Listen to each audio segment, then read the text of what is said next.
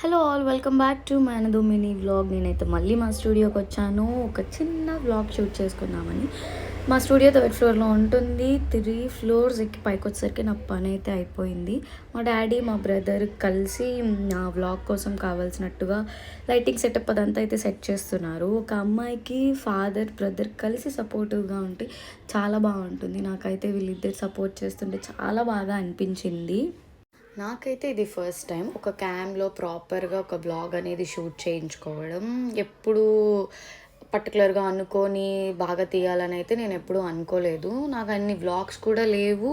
ఉన్నవి కూడా అంత కమర్షియల్గా ప్రిపేర్ అయ్యి తీయించుకున్నది లేదు, తీసింది లేదు.